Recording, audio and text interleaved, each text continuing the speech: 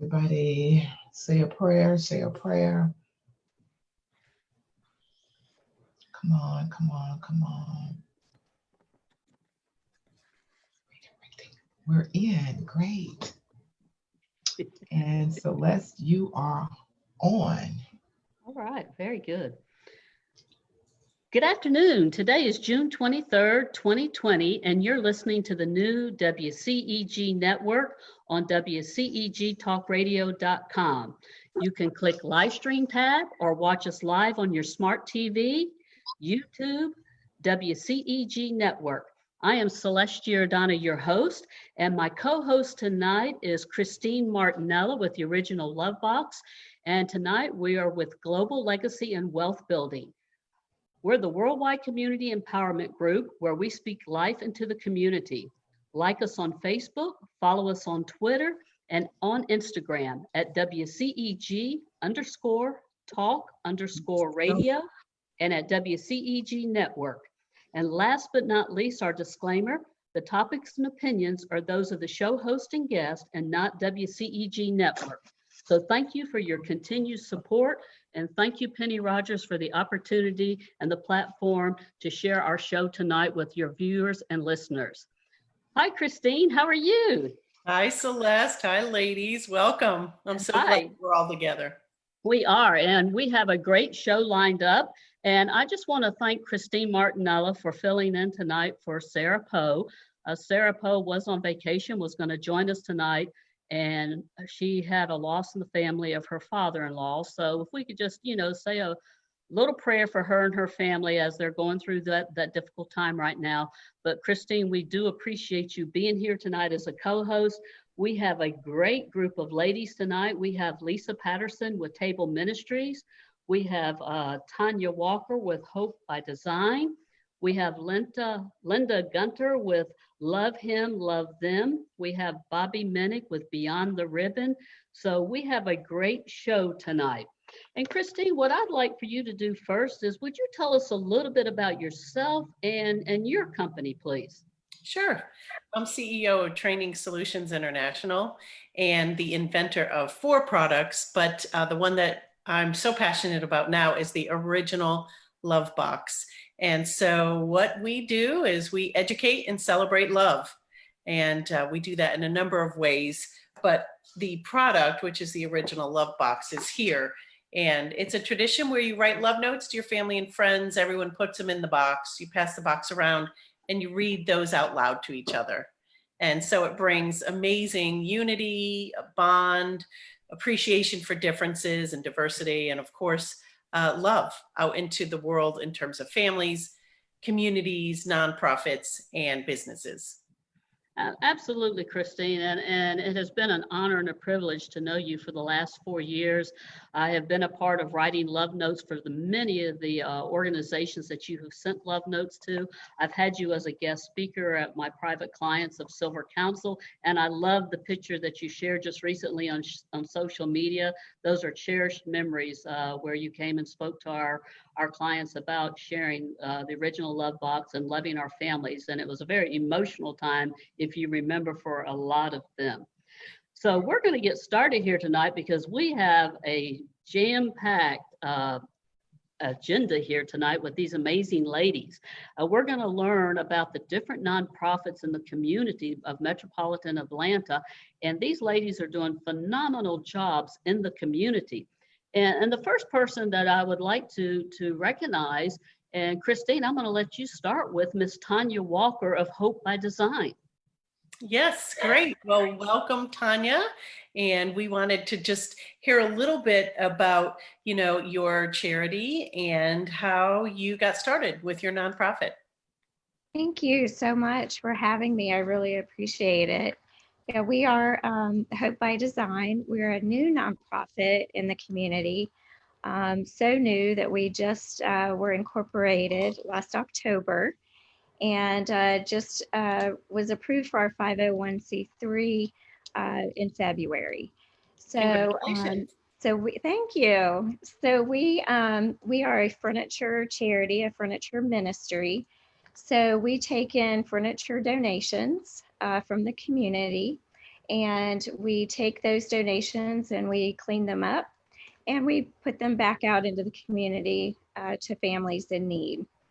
And we're doing that across about 9 counties at this point, and hoping to expand. But we are centrally located in Forsyth County. That's kind of where our home base is, and we're serving the counties that are kind of surrounding Forsyth. So right now we're in Cobb, Cherokee, Forsyth, Fulton, DeKalb, Gwinnett, Hall, Dawson, and we just partnered with an organization up in White County. So, so we're serving the families up in that area and in those areas, and trying to help the families that are in need in those counties with furniture. That's wonderful. Yeah, so the way we got started last summer, I received, I call it a dream, and it was coming to me in a dream. It was a repetitive dream, and I just couldn't quite get away from it. It was the middle of the summer, July, and this vision that I feel like God gave me was of me serving his children with furniture. And it was his children to get kids up off the floor and put them in beds, give families tables and chairs so that they can share a meal together, and even provide, you know, some family room, comfortable family room furniture so they can sit and have movie night together and popcorn and read a book, you know, as a family, and just be able to enjoy some quality time together. So, so this vision that God gave me, again, I just couldn't quite get away from it. It became kind of consuming. And at the same time that that was happening, I had some family members and some neighbors and friends that were fostering children. We're in the middle of adopting children that were in dire situations. I had a sister that has had 4 children and took in 2 teenage nephews. So I'm sure you can imagine that requires extra beds and extra seating at a kitchen table. And I also had a cousin that lives over in Jefferson who took in her great niece and nephew. And her husband had been empty nesters for about 5 years. So you can imagine they did not have anything in their home for 10-year-olds. So, so she was just talking about that being a hardship on their family. Her husband had lost his job, and they were trying to buy beds for the kids and dressers, and it was a boy and a girl, so they wanted to be able to separate them for privacy. So there was just a lot going on in my life at that time that just really had to do with families in hardship situations, really struggling to not only buy food and clothing and shoes, but the furniture aspect of it was especially a hardship. So as those things were going on, and I was receiving this vision, and I feel like it truly was a calling from God, then I started doing some research, and I found out that there are a lot of children sleeping on the floor in the state of Georgia. And I know just in our county right here in Forsyth, they have 100 high schoolers that are homeless and that are either sleeping on floors, kind of surfing sofas from friend to friend or neighbor to neighbor. So there's a lot going on in our community that we don't see and we don't hear about. And so I just felt in my heart that I needed to do something. So like I said, I did the research and I found out there's a lot of need, and there's a lot of wonderful giving people in our communities, and they have furniture and they're willing to donate it. And so I'm just the middleman. I'm helping those families that are trying to find a place for their furniture because they're downsizing, they're moving across the country, or maybe they've had a parent or parents that have passed and they're clearing out a house. So we take in those donations, and we just find a new family that it can serve for the next, hopefully, many years. Right. Celeste, do you want to go or you want me to keep going? Yeah, you know what I'd like to ask Tanya is how does the furniture program work for the families in need? So, and I know that you might want to share the square footage because she has a huge building up and coming. And how does the program work for the families in need? And explain a little bit about, you know, the space that you have because I think it's phenomenal. Yeah, there's a lot of aspects to the nonprofit. So we don't actually find the families and vet the families. We're actually partnering with organizations that already have a program in place. So they already have a program that's helping homeless families, or they have a program that's helping victims of, domestic violence or human trafficking. People are getting out of prison, getting out of rehab. A lot of times they have nothing. And we're helping families that are fostering and adopting children and taking them into their homes. So we're working with those organizations that again have a program already in place. And so we partner with them, and as their family is getting to a place where they're either going from maybe a hotel ministry or shelter or transitional housing, and they're moving into some permanent housing where they are self-sustaining. They've got a job, they've got a budget, their kids are secure in school, and they're ready to do it on their own, and they're ready to make that move. And so what we do is we come into the home and we provide all of the furniture for them. We provide beds. We also provide the bedding, and we provide the family room furniture, again, kitchen tables, chairs. And then we also kind of get down to the smaller items that they might need, like pots and pans and dishes and even a shower curtain, those little things that you just don't think of that a family's going to need, bath towels and such. So we really do try to furnish the apartment or the house or the trailer for our families. And we're doing that again for homeless, orphans, foster children, victims of domestic violence and human trafficking and recovering addicts. So we haven't really just picked one segment of the population that's in need. We're really trying to serve everyone. So that's kind of how the program works. It's to partner with those organizations, and typically those organizations have a caseworker. So what we do with the caseworkers is they fill out an application and they're approved, and then at that point they can refer their clients to us. And so by referring their clients to us, they have to have some kind of qualifying factors as far as income and just their current status of homelessness. But we just do a needs assessment just to find out what that family needs. And then once we've established what their needs are, then we work with some moving companies that we've partnered with, and we coordinate a date and we schedule the delivery. So you can imagine, as gracious and as giving as this community is, we have a huge inflow of donations, which has been a huge blessing. So we're able to help a lot of families, but we currently have about 6 storage units across 3 counties. Wow. We have a thrift store in the downtown Cumming area. And we just recently expanded into an adjacent space that we're calling our warehouse. It's not really a warehouse that is in my vision that God gave me. It's really a suite that we've put furniture in, and we've stacked it, on top of each other. And we might have a stack of end tables for a family to look at, and I guess they can look at it and assess it and decide if they like it, whether it's sitting on the floor side by side or stacked to the ceiling.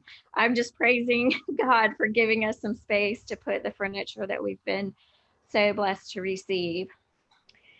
So that's how the program works. we're again working with the caseworkers, and we're partnering with different organizations, mostly churches, and different, again, organizations that already have programs available.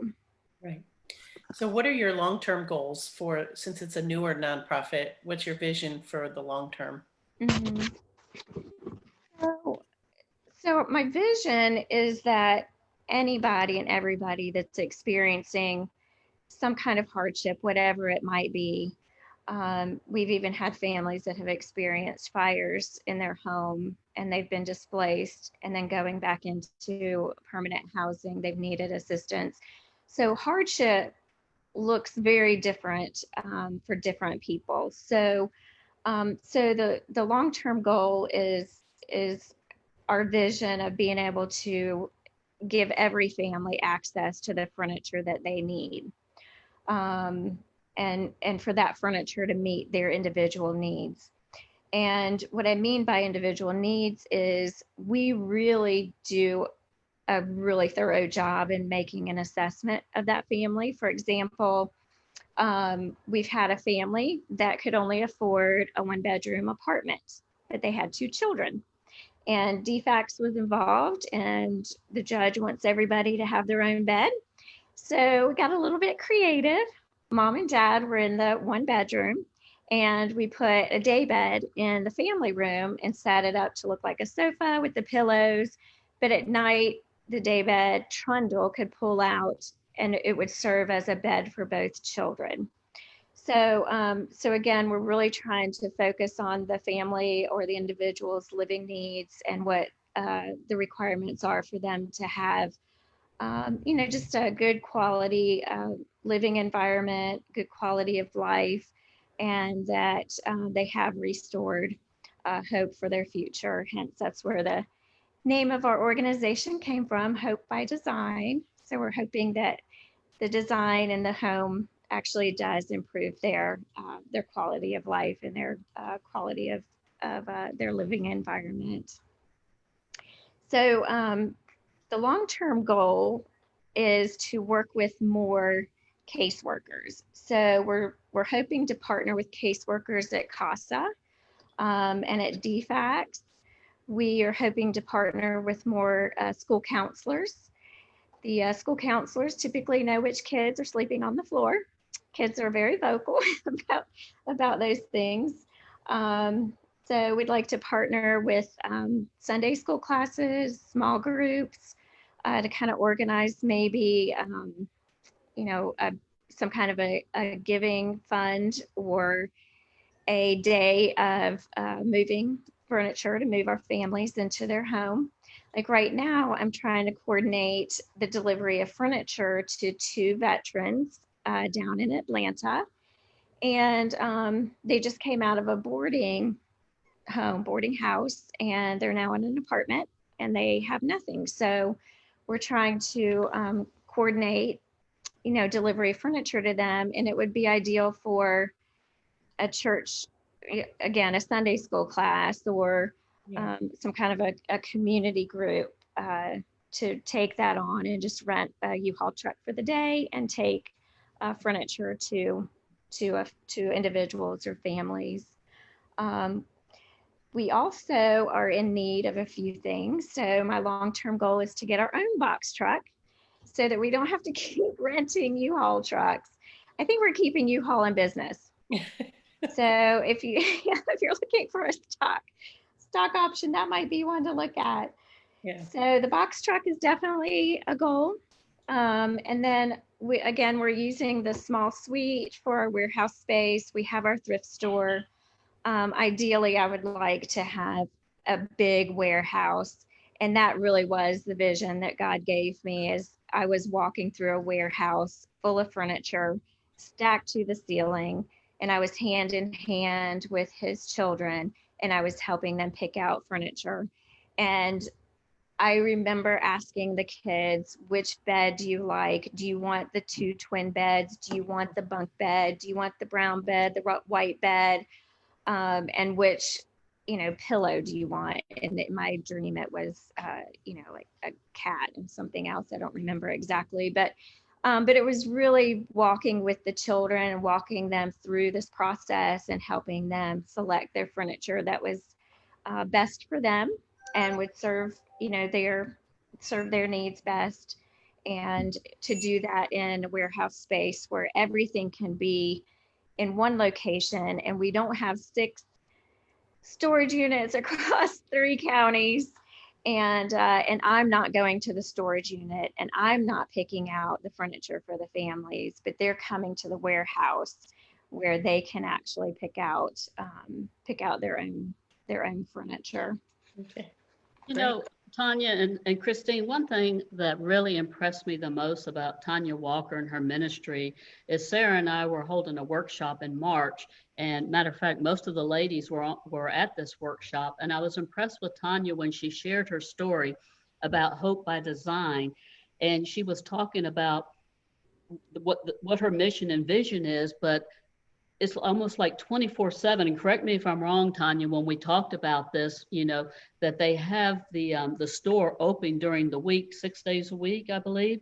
And then her and her husband on the weekends were renting U-Haul trucks and going and picking up, amazing donations from people, just overwhelmed. And then, having 6 warehouse or 6 storage units. You can just imagine the expense of paying for 6 storage units each month on top of that. But the ministry that you're doing is amazing for the community. And I would like for you to share how the listeners can support the ministry, because, even though people are donating these items, and Christine, I appreciate your input into this, but, there's still a lot of expense going out there, and there's such a need for what you do with so many different organizations, and just thinking of the schools, and as well as how volunteers can get involved with you. Yeah, so with any nonprofit, funding is kind of the big elephant in the room. It's something that is necessary for all of us, and the resources for that right now during COVID has been limited. I will tell you that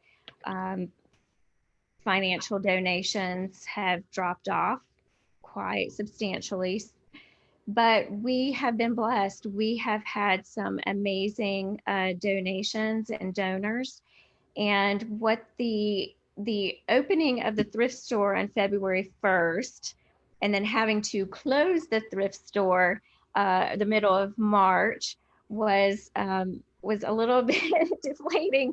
But what it did is it forced me to hop on Facebook Marketplace, and I just took pictures of the furniture, and we just kind of sold furniture through Facebook Marketplace and scheduled appointments here at the store for pickups, which we're still doing now. The store is open, but we're still doing scheduled appointments for pickups. But that really did open the door, and it helped to get our name out there. We had people coming to the store that probably never would have known who we were, where we were located, if they had not purchased an item in the thrift store. So that gave us a little bit more exposure and some more volunteer opportunities and donors. But we sell about 10% of what is donated, and the other 90 goes back to our families. So that 10% that we're selling in the thrift store really has helped to pay those expenses of the storage units that you spoke about, the lease rent here in the store. So we really, through COVID, we have managed to survive, and I'm so thankful and feel so blessed for that. And Tanya, I want to jump in and ask a question. Yeah. Do you have a board? Do you have a board of directors? We do have a board of directors. We're still very small. We have 3 on our board. So are they doing fundraising with you? We have not done any fundraising. Again, we just got incorporated in October, Right. and then we went through the Thanksgiving and Christmas holidays.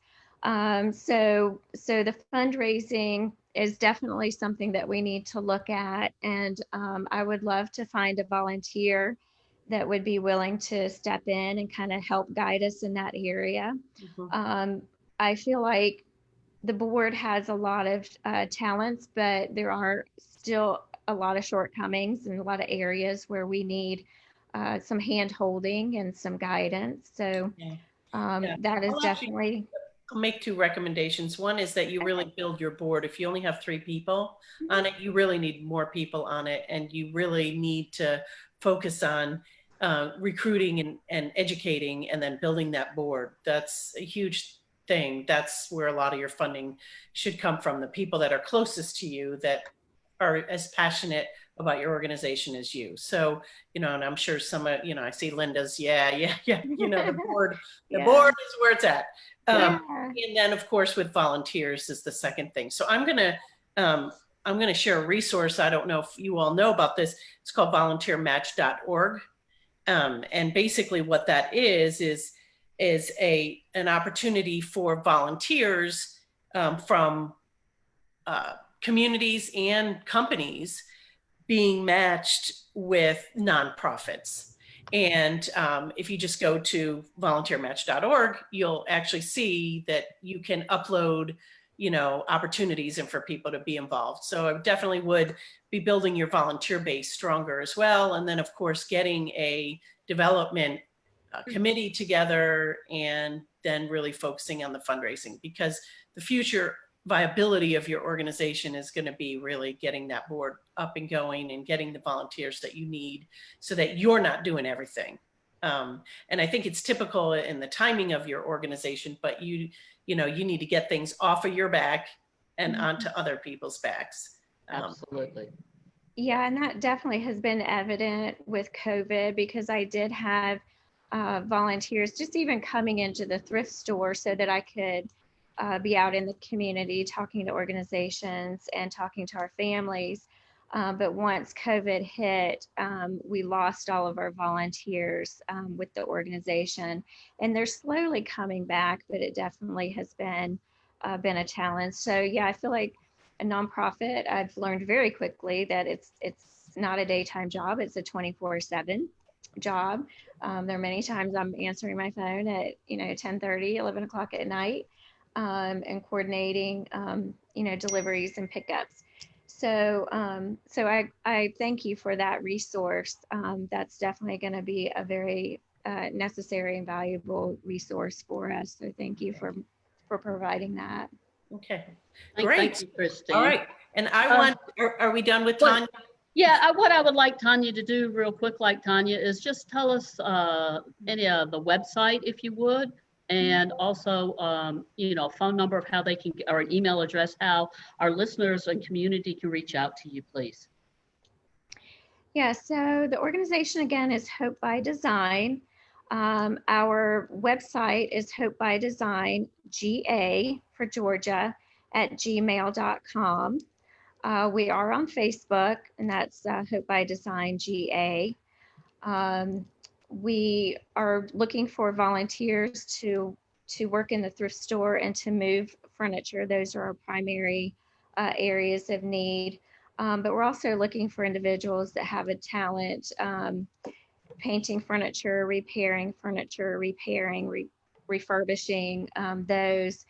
But also volunteers that can maybe even work with us and help us to maybe reach out to some corporate sponsorships, corporate matching, grant writing, things like that. So to contact me, the email address is hopebydesignga@gmail.com. My phone number is 678-793-4834. And that's the number in the website for whether it's donating furniture or whether you're a caseworker and you would like to get in contact with me about applying to be a caseworker so that you can refer your clients to us to receive furniture assistance. Very good. Thank you so much, Tanya. What a wealth of information. Oh yeah, go ahead, Christine. Just tell us. I have the Bell Award here, so we're going to ring a bell. And congratulations, Tanya, and thank you for everything you're doing. Thank you. Yes, I appreciate it. Thank you. Thank you, Tanya. All right. Wow, that was just amazing. I mean, I was so impressed with Tanya when I met her in March, and It just, the things that are going on for Hope by Design is just amazing. It's a great organization to support. Moving on, we have Miss Linda Gunter from Love Him, Love Them. And Linda has come by way of referral of Miss Araya McGarry, who was on our show earlier this month. And Linda, it's so nice to meet you in person via Zoom here today. Yeah, And hi. so we'd love to hear a little bit about you and about Love Him, Love Them. Well, Tanya, I wish I had known you 10 years ago. So I was a real estate investor in downtown Atlanta. And the way that our whole ministry got started was we opened up a homeless shelter. So we had a lady that came up to us with a grocery cart at one of our houses that we were flipping in Vine City, which if you don't know what Vine City is, it's the 5th worst crime-ridden neighborhood in America. And we were flipping houses down there, and the lady came up and she said, I need a place to live. And I said, well, honey, this one's not done, so you're gonna have to wait a minute. No, I need to stay there tonight. I have everything I've got in this grocery cart and I need a place to live. And I said, well, you know what? You need a homeless shelter. That's what you need. I said, you need to call the homeless shelter. No. She said, they're all full. I've already called. And I said, I don't believe you. And this was back in the day. Actually, this was more than 10 years ago. It was back in the day of BlackBerry. So I got out my little BlackBerry and rolled the ball around and found homeless shelters and called and got the dispatch. There's actually a dispatcher and said, you know, there's a lady here. She wants to stay in one of my rental properties. It's not ready. Somebody needs to come help her. I said, you know, what am I supposed to do? And she said, on the other end of the phone, they said, well, all the shelters are full. And I said, that's ridiculous. It's August. It's hot outside. Why is anybody in a homeless shelter when it's hot? And I said, what am I supposed to do with this lady out here with this grocery cart? And the lady on the other end of the phone said, I don't know. I guess you need to open a homeless shelter. And I thought, whatever. Make a very long story short, we took that exact property and we turned it into a homeless shelter. And 6 months later, I was at an event that was for homeless people. And that I heard this voice and I thought, that voice sounds so familiar. And I looked over and it was the same lady I had called on the phone, the dispatch homeless shelter person lady. And I said, you're the lady that 6 months ago told me when I was trying to find help for somebody, I needed to open a shelter. She said, you know what, Linda? I've done that 3 times. I've been working this job 25 years. I've done that 3 times and all 3 people have opened shelters. So how strange is that? But what we did in downtown Atlanta was that we could have used you for is because we were doing rental properties, we took the late and that shelter was like the Taj Mahal. My mother-in-law came down and made the curtains. It was like the White House. We had a red room, a green room, a blue room. Because we were doing it without government money, we basically shared not only about how to change your life with getting a job and with finances. We spiritually changed your life.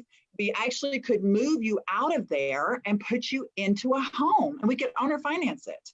So that's when the furniture part came in. However, at that stage in our lives and still today, all we had to do was mention to the Lord what we needed and it would show up. Literally, baby carriages, it didn't matter what it was. If we needed it, it showed up mysteriously and anonymously on the front porch. So from that, a very, very good friend of mine did the finance part of our homeless shelter. And the name of the shelter was called George's Place. And it was in downtown Atlanta, 683 Jones Street. If you go by there now, it's a very interesting area. There's prostitutes on one side of the street, drug dealers. And then you get it all cleaned up and you love on those people. The best part of that shelter was we could take people that other shelters couldn't take. And like you said, they don't want a boy and a girl in a room, or they want certain things. And we were able to maneuver around that. We had over 8 children, babies born in that shelter. And my very good friend came in and taught finance. And that friend in 2004 was murdered. She was killed. It was a double murder. And that friend of mine, after she helped me with my shelter, she had opened her own shelter, but she had 5 children.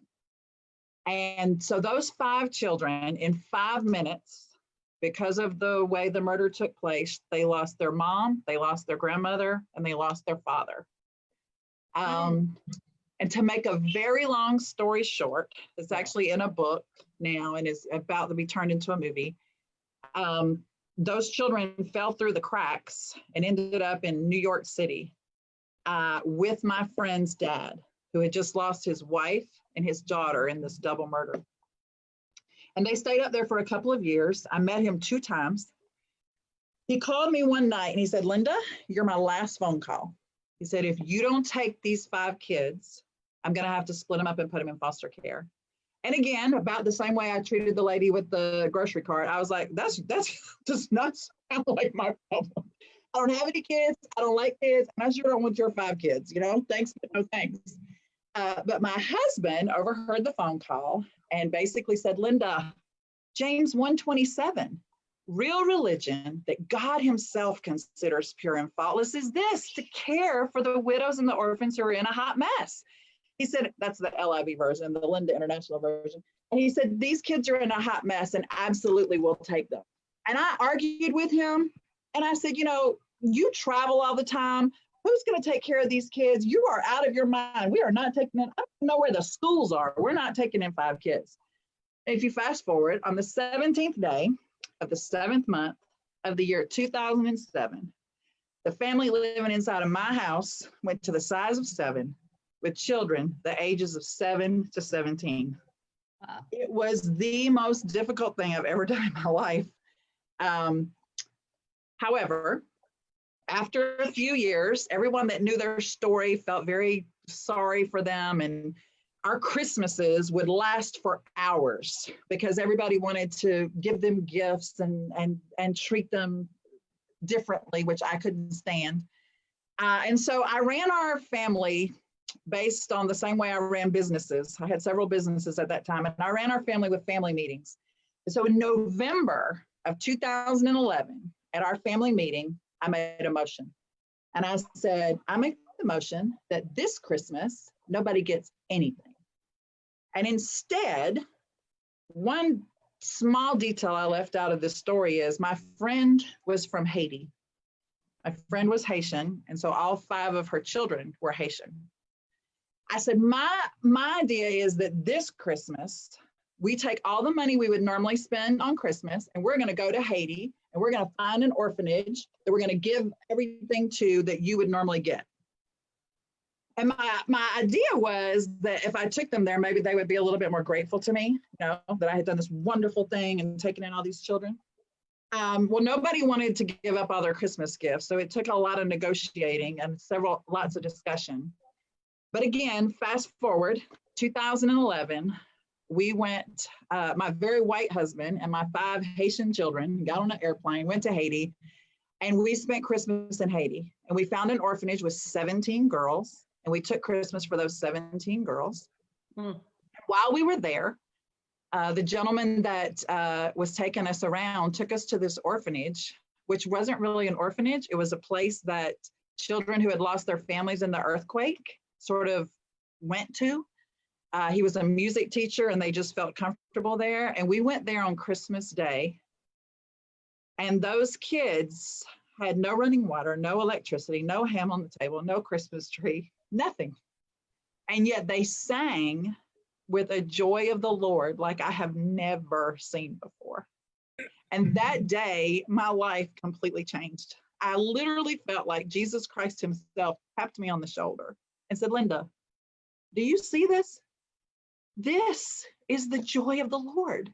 No matter what your circumstances are, no matter what materialistic things you have or what you don't have, look at these kids.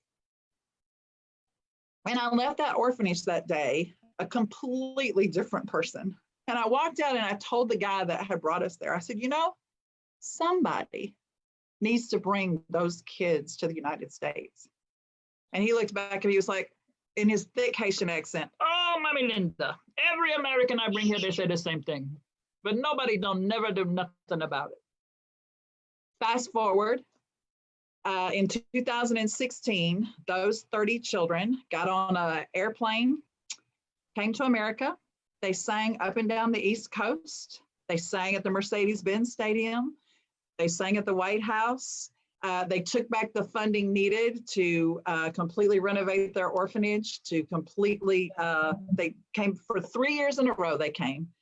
We are actually, as I'm speaking with you, I'm texting with a transport company. We're opening a hospital in Haiti with the funds that they raised.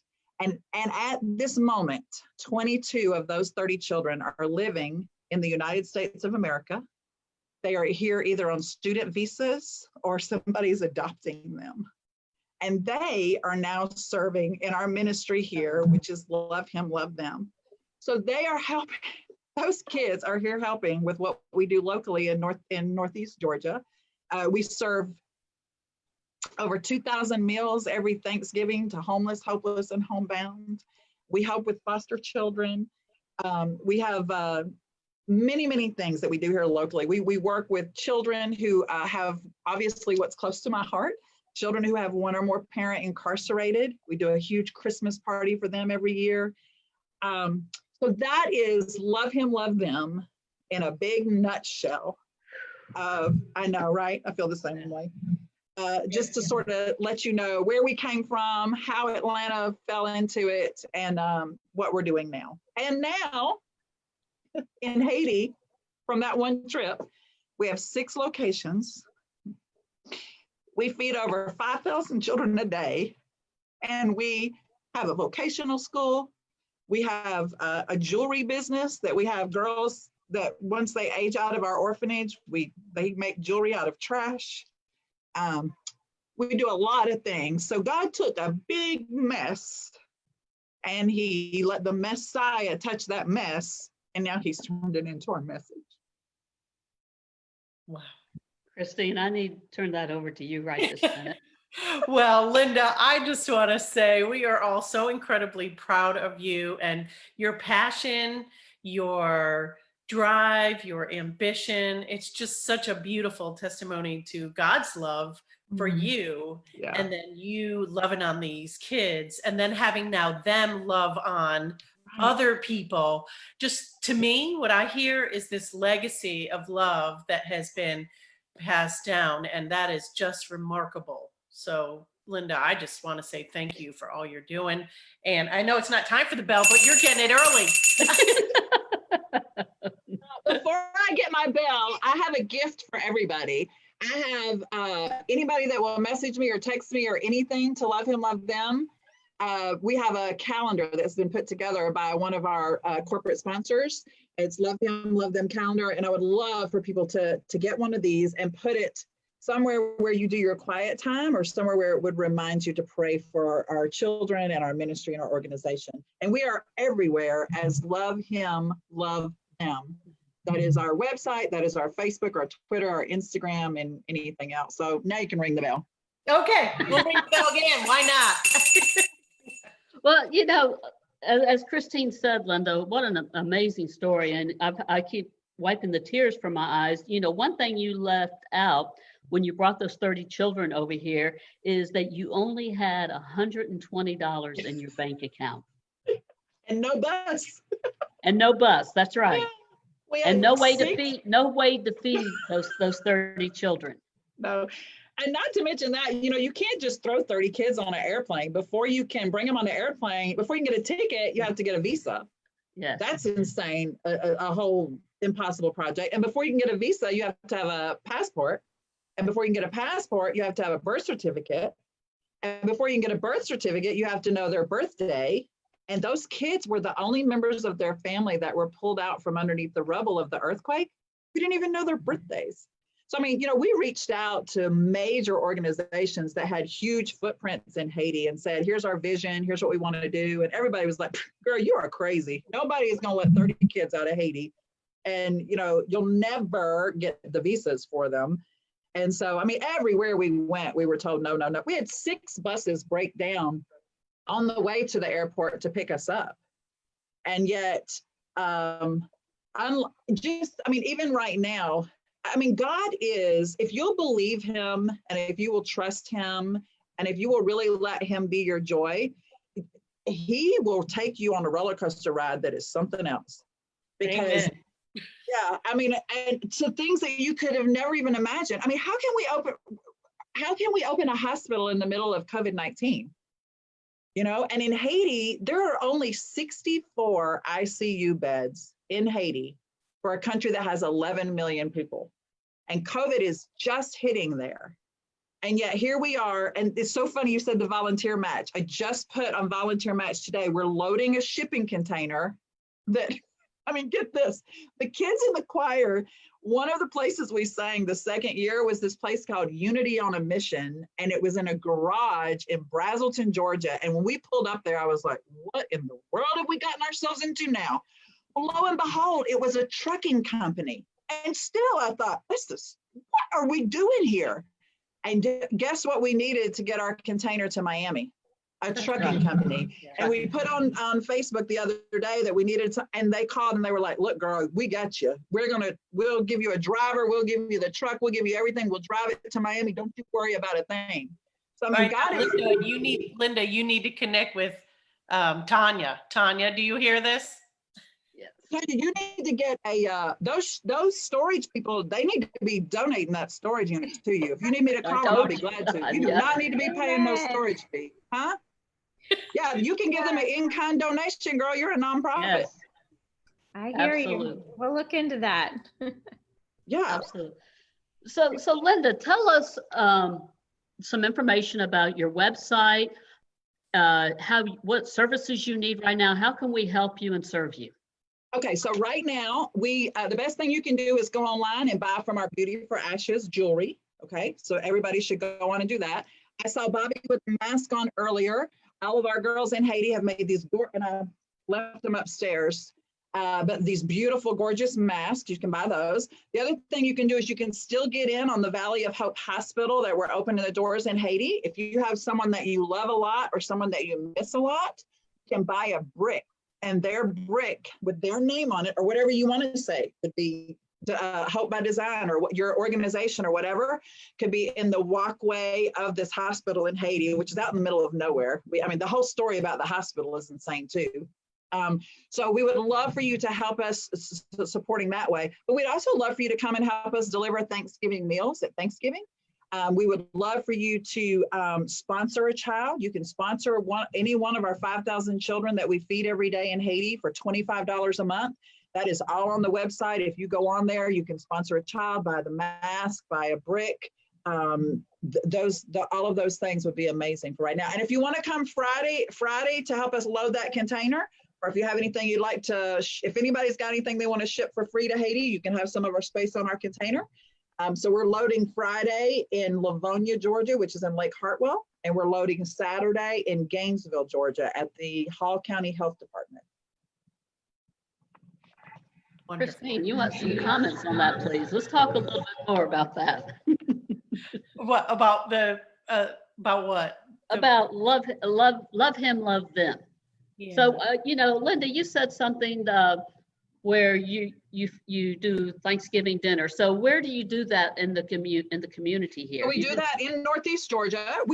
There is a Head Start program here that donates their kitchen. We have the turkeys donated. Everything gets donated. We all have, last year we had 400 volunteers that showed up for that. We delivered 2,500 plates last year. We had 24 hours of prayer before the deliveries. I personally, talk about what's heavy on your back, I personally interview every family. We do work with the Salvation Army. We do work with caseworkers, like you say, but we literally go out 2 weeks before Thanksgiving and we find every family and we see exactly what they need. And whatever they need, we bring it to them on Thanksgiving. We do bring them a meal, but it doesn't matter what they need. Last year we gave away 2 cars. If you need a job, we give you a job. If you need a car, we give you a car. If you need a place to live, we give you a place to live. If you need sheets, towels, this year I'm getting from Tanya, but if you need furniture, if your kids need a pair of tennis shoes, if you need whatever they need, we literally sit down and we talk to them to find out. And then we follow up and I think we chose 10 families this year out of those 2,500 to also provide Christmas for.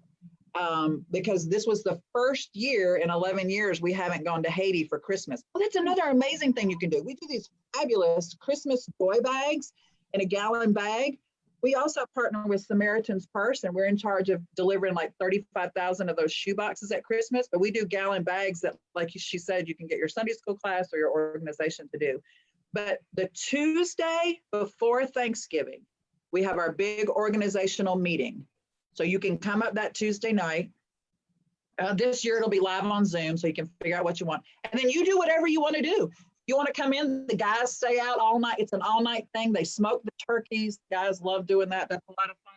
You want to be on the cleanup crew if you want to deliver. But I'm going to tell you, families' lives are changed. I mean, oh my gosh. The first year we had the Haitian children here, because children from Haiti think everybody in America are millionaires.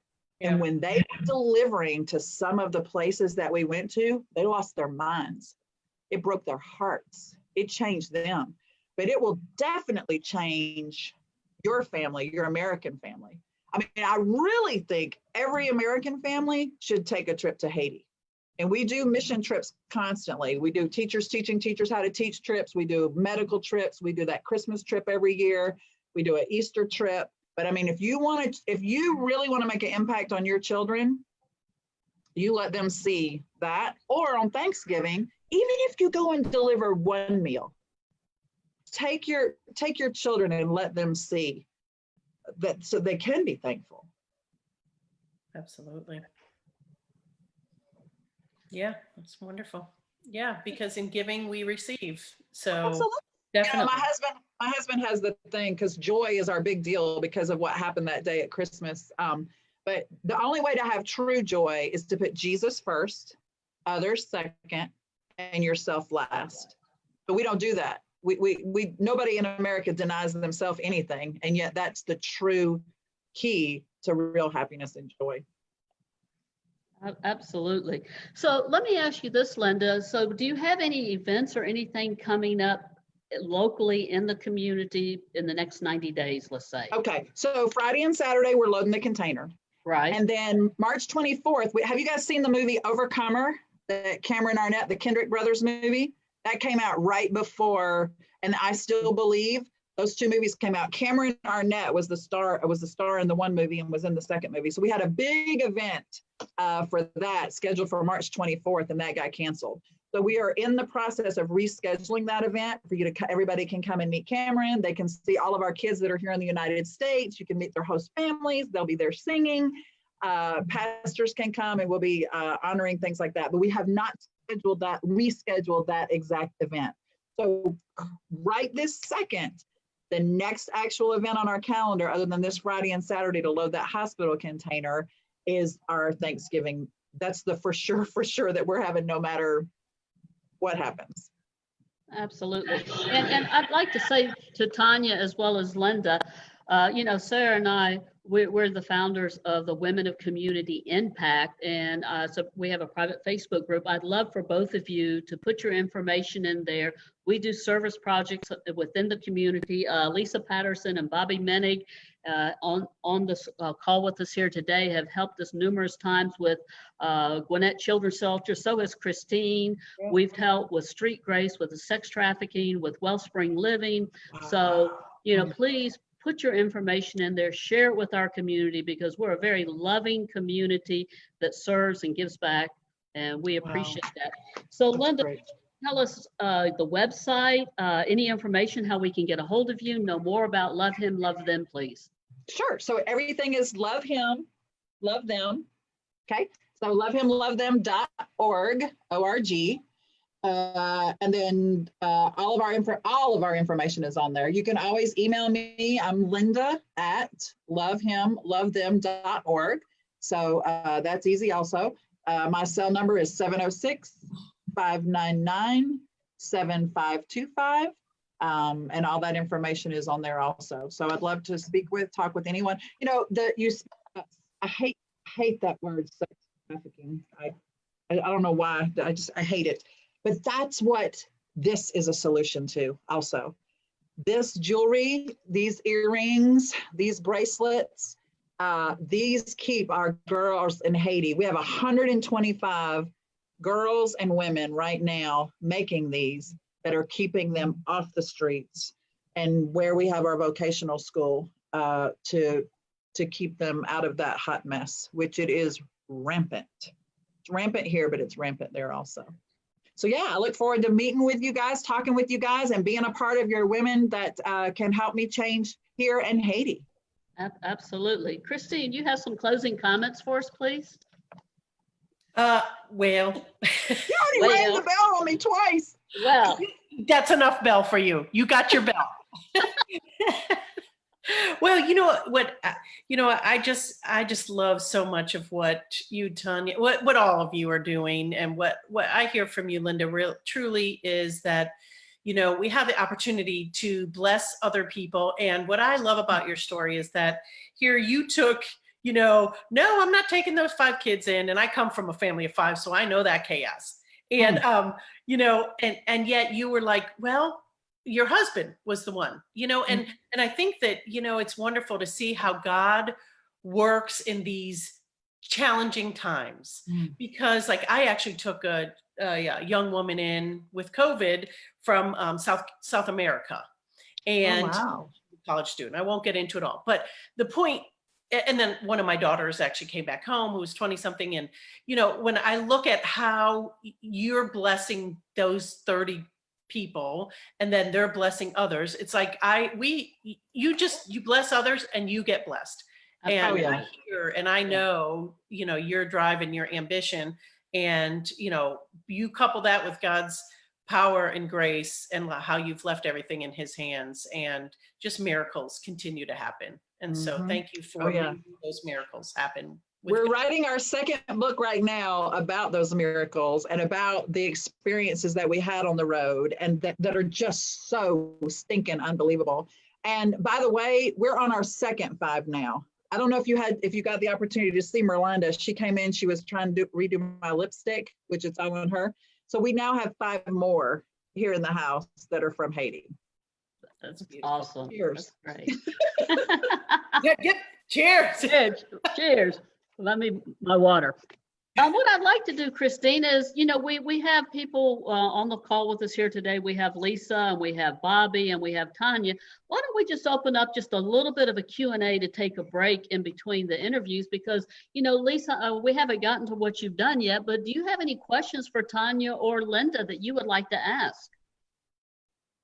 I'm sure I do, but I'm a processor, so I'm still kind of processing everything that everyone's saying. But I don't know what the words are, but I just have to comment. It never ceases to amaze me how God orchestrates all of us for the good of people in need. I mean, so many of our stories, even though we're doing different sorts of things, it's all for the good of people who are hurting, they're hopeless, they're helpless, they're hungry.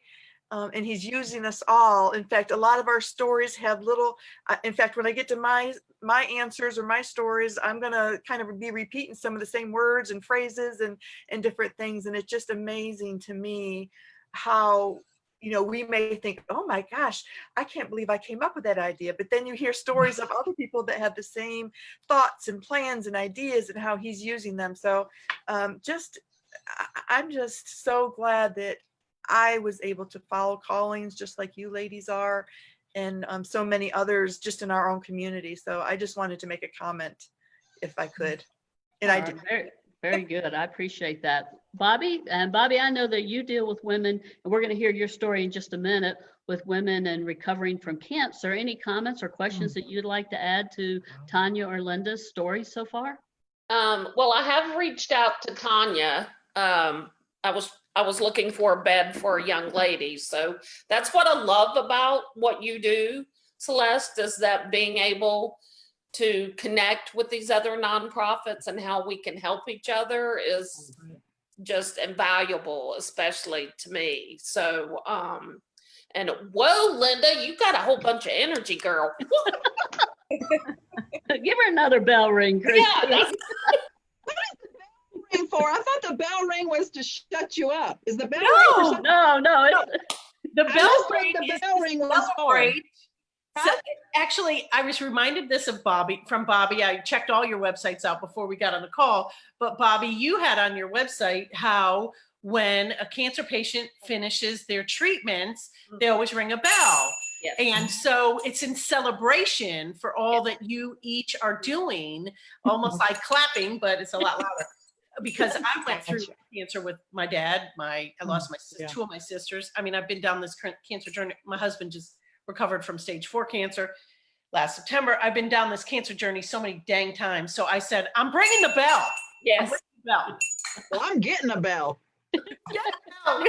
You are the bell, Linda. Yeah. Ding dong, right? Oh, okay, Bobby, any other questions or anything that you may have?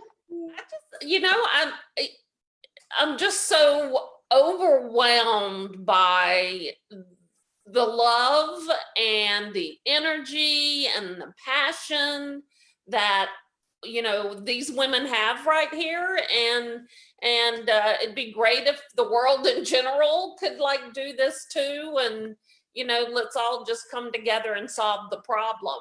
And that's what I love about these ladies is we see a problem, we see a need, and we put our heart into it, and we want to find solutions, not for us, but for those in our community. And Bobby, I'd just like to comment off that, and thank you for those kind words that you said earlier. Linda and Tanya are a little bit new to our circle of influence right here, but for the last 4 years, we've been serving our community and in collaboration, and it's not competition. Table Ministries, Beyond the Ribbon, Hope for Design, we all come together to help one another. And anytime that we've ever done a service project, we pick the phone up and, Lisa Patterson says, I'm in. Bobby says, I'm in. Christine says, I'm in. What do you need? We're here to help. And that's what I love about our community is our heart, because when it comes from the heart, it goes to the heart. And we need more of that today in our community. Yes. We really do. Tanya, any questions that you may have? Yes, I want to know if Linda would like to fill the rest of her container with furniture. Right now that container is supposed to have as much medical equipment on it as we can. Do you by any chance have anything that would work in a hospital? I have walkers and. Oh, you do have walkers? Yes, I have and walkers. Hospital beds. Yeah. The one thing we weren't able to come up with was hospital beds. Do you by any chance have any hospital beds? I don't right now, but I'll definitely keep an ear out. Maybe we can get the next shipment. Linda, Okay. have you contacted FODAC in Stone Mountain? No, spell it. It's FODAC, and they are in Stone Mountain, and they have medical equipment there. So they may have some beds and some of this other stuff that you're looking for. For sale or for free? I think you have to pay like a membership fee of $25. Okay. And that's it. And next time, if you give me a little notice when you go to Haiti again, I work at the hospital. And so sometimes I can get gauze and that kind of stuff, sutures, donated. Right. Well, just go ahead and set a box aside and start putting stuff in it for me. And then that way I'll have it. Okay, great. I'll do that. I mean, yeah, perfect. Very good. And I will, Tanya, I've already liked your Facebook page, so we'll connect and see how we can meet to get those walkers. Yeah, that's Walker, Tanya Walker. Yeah, we do get donations that we really cannot use for our nonprofit. And I typically hold on to those donations for other nonprofits that can use them in their ministry. So I'll be happy to hold on. We can connect and I can learn what it is that you need for your different shipments. And I can hold on to those items for you. Perfect. Very good. Thank you. Thank you very much. All right, Christine, are you ready to move on? Yes, ma'am. I'm telling you, this has been exciting so far. It's really exciting. It's inspiring, I would say. It is very inspiring to hear the stories. I mean, I had to keep wiping the tears, Linda, listening to your story right there. And Tanya, I'm just, in love with what you're doing for the community. And I agree with Linda, because I told you back in March, you need to get other people paying for those storage units or get those storage units donated for you. So definitely follow through with that. All right, Miss Bobby Minnick is with Beyond the Ribbon. And so Bobby, we would love for you to tell us a little bit about why did you start your nonprofit, but before you do that, tell us about a little bit about yourself, Beyond the Ribbon, and any websites or links that you have to your nonprofit, please. Okay. Well, I am a little over a 9-year breast cancer survivor. So going through that journey, I was very fortunate in having a great support system, great doctors, just good insurance. I mean, it worked for me. It was still tough, but it worked for me. So going through that, I started volunteering at the hospital and took over our cancer support group there. And so then things just started snowballing for me. And I volunteered with other organizations, American Cancer Society, at the hospital, raising funds and awareness. And so the more I kept doing that, I began to notice here in Gwinnett, as large as we are, there are very limited funds for cancer patients here. And so that got me to thinking, and I was like, well, why do I continue to raise these funds that I can't really decide where they're going to go? And, they need to come here in our community and help us. The sad part is that the hospital can only help you with $500, and that's lifetime. American Cancer Society really does not donate money to you. They can help you as far as, they used to, could help you as far as finding grants from other organizations, but that's very limited in their wheelhouse and what they can do.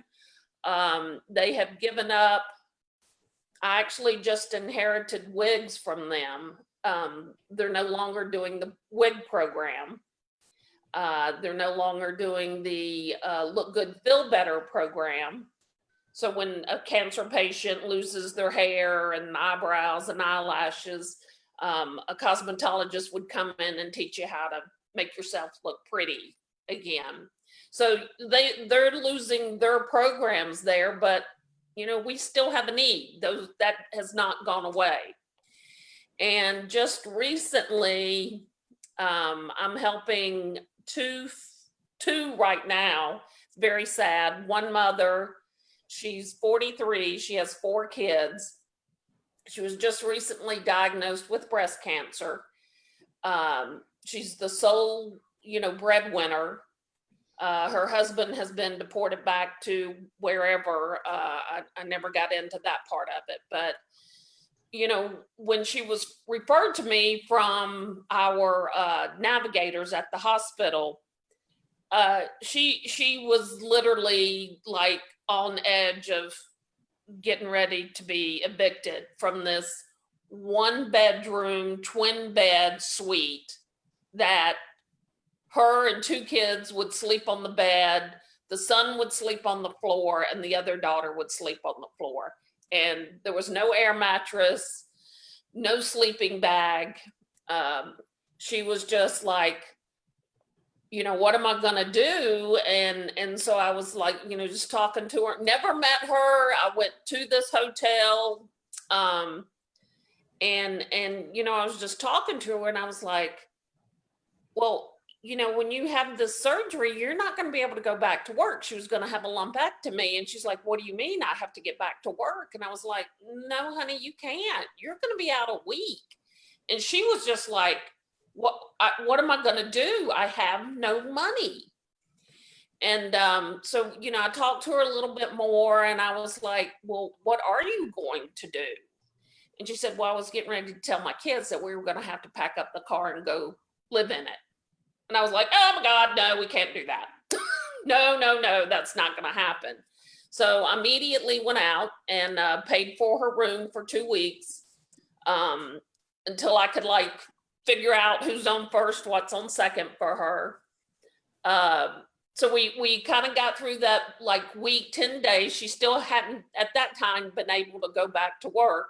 and I've been bringing her food. I paid her phone bill. It's just, it's just so sad.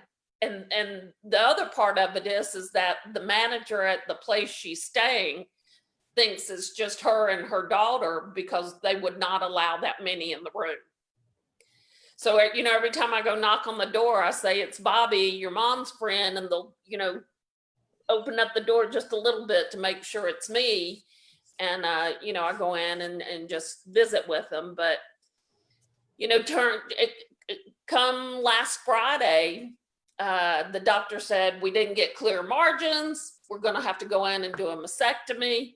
Therefore, you're going to be out of work another 4 weeks. And she's just, her world is crashing.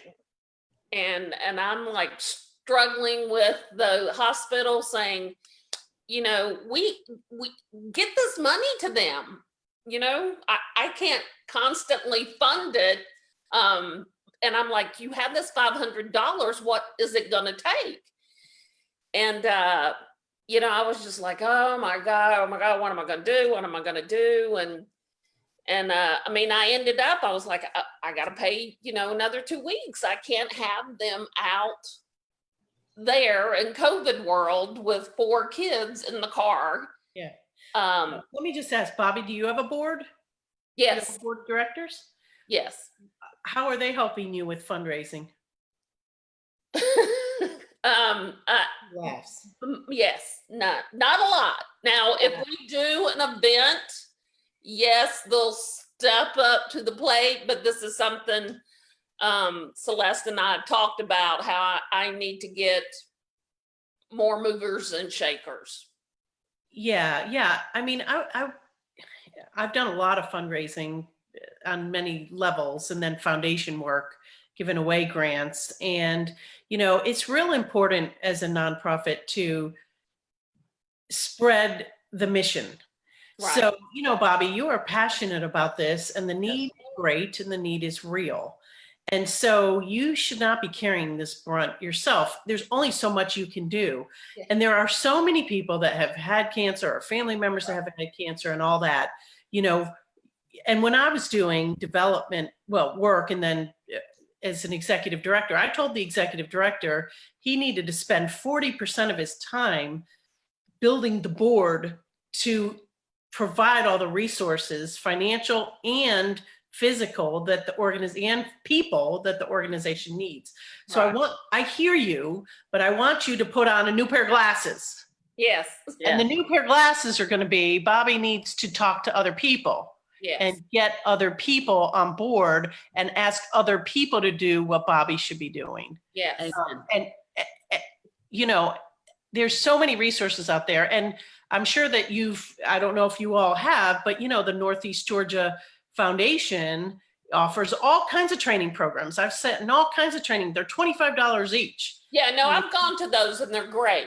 Yeah. So I just want to interject that, because you will be able to exponentially multiply. Like here I run, a business, and then I have this original love box that is, spreading love in the world with the love notes. And every month we were doing outreach programs with love notes and all kinds of loving activities. Well, I'm a business and I have 10 volunteers that are my love agents. What's up with that? Those are just people that are aligned with the mission of spreading love with the words. And so, I mean, you got to spread yourself where you're multiplying people. They can do so much more than you can alone. Yeah. Oh, well, no doubt. And, the heartwarming part for me is that we also have a closed Facebook group for cancer patients and caregivers.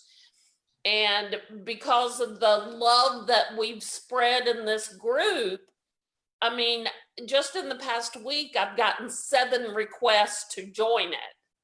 So, I know people are going, wow, this group is awesome. And, when I help these families, they go, when I get through this, I want to come help you. And I will say the majority of them do. And I think my management skills could be better.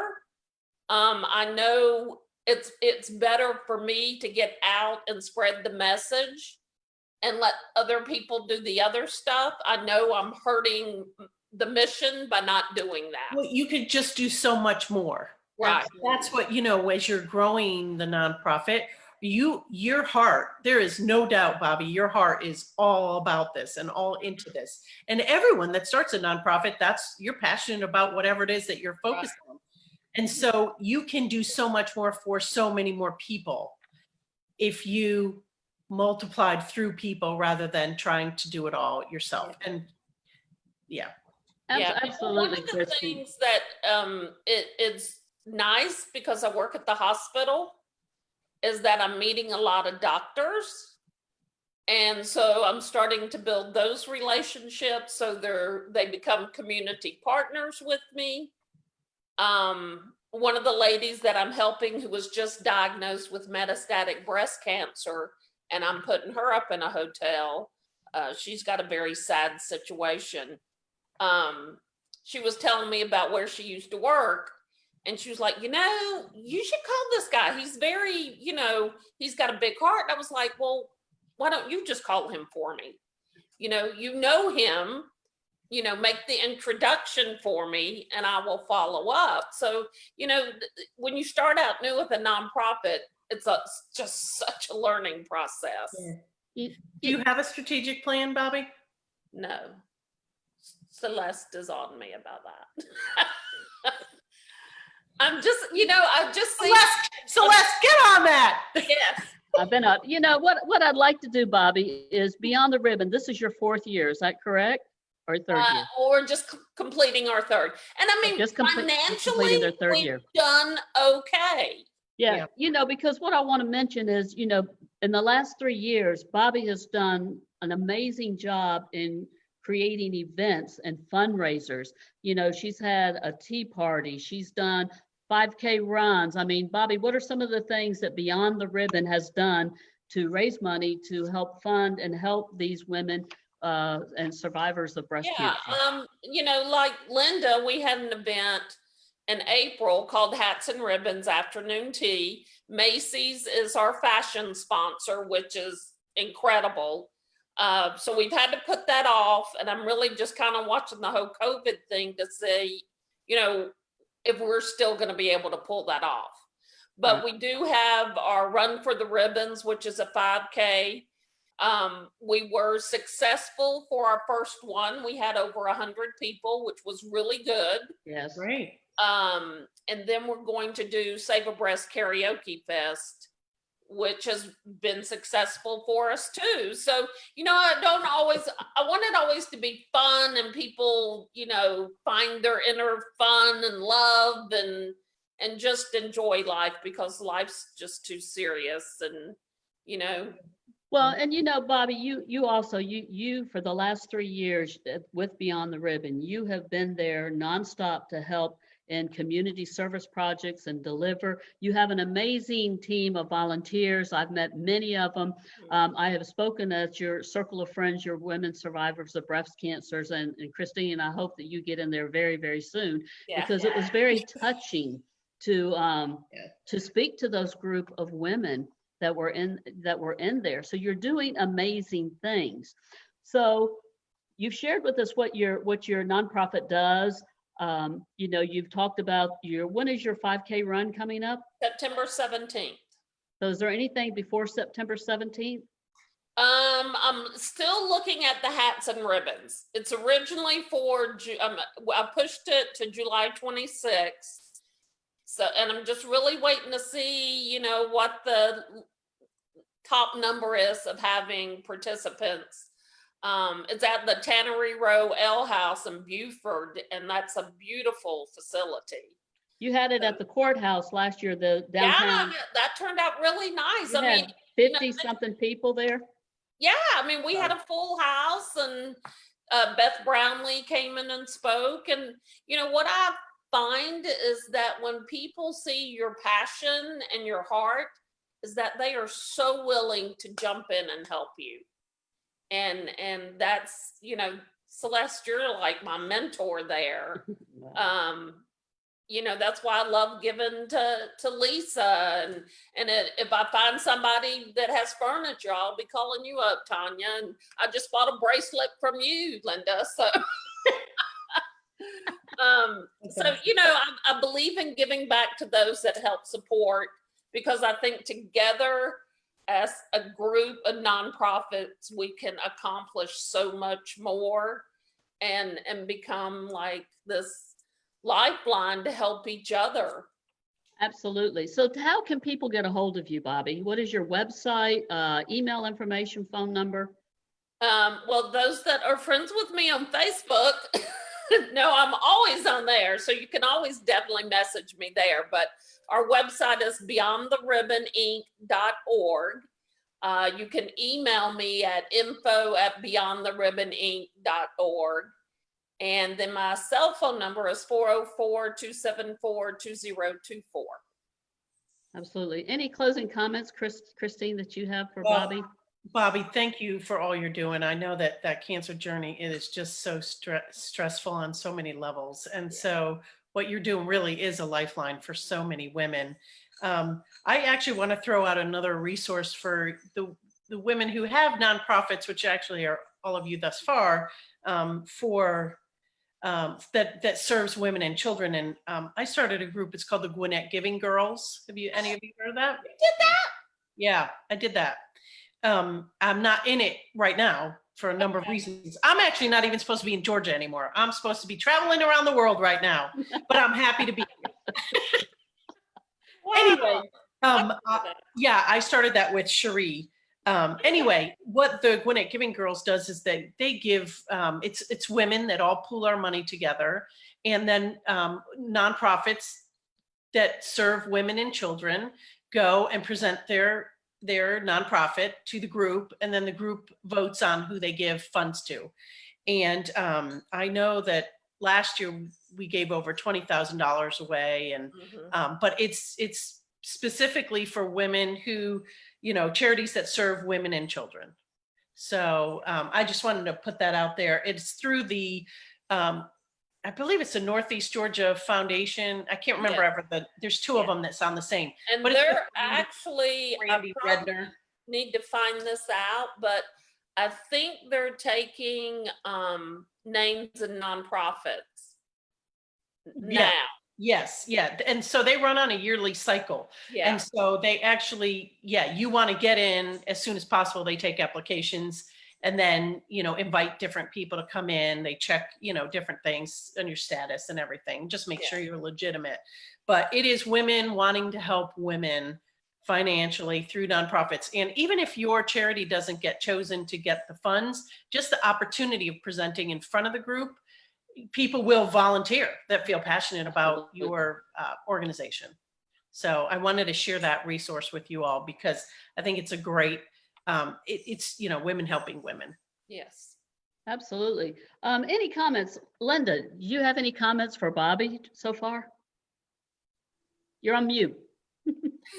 Take yourself off mute. Well, I have 5 children, a bird, a dog, and a cat, and my husband, and I can hear them all, so I didn't think you would want to. So I have a chapter in my book about my friend Diane that I went through cancer with, and wow, you have to have an advocate.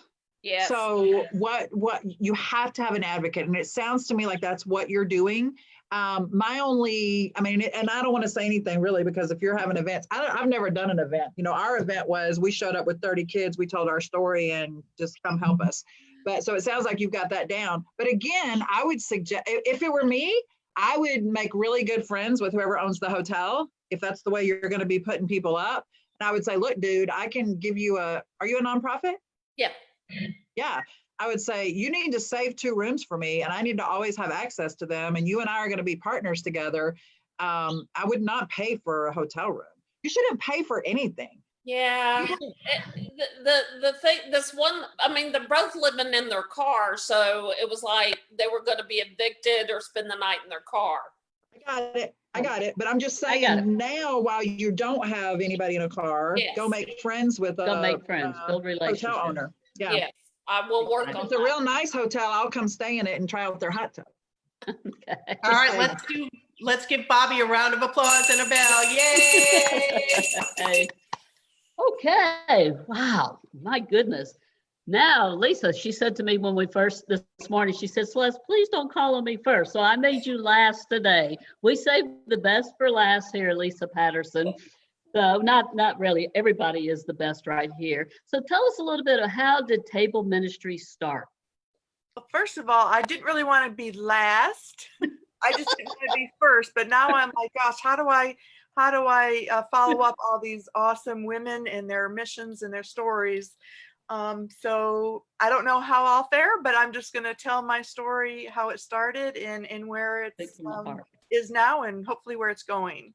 So Table Ministries actually started out as a vision on my front porch back in the fall of 2016. And when I was out sitting on my porch just doodling and listening to a video, Christian video, and the words "there's a better life" kept popping up on this video, and I just started doodling, and all of a sudden I had the letters TABL written down on paper. And when I looked down on there, in my mind I heard the word Table Ministries, and the hairs on my arm stood up, and I just got all excited. And so I ran into the house and shoved this piece of paper in my husband's face, and I said, honey, what does this say? Can tell me what this word is? And he said, well, I don't see a word, it's just letters, TABL.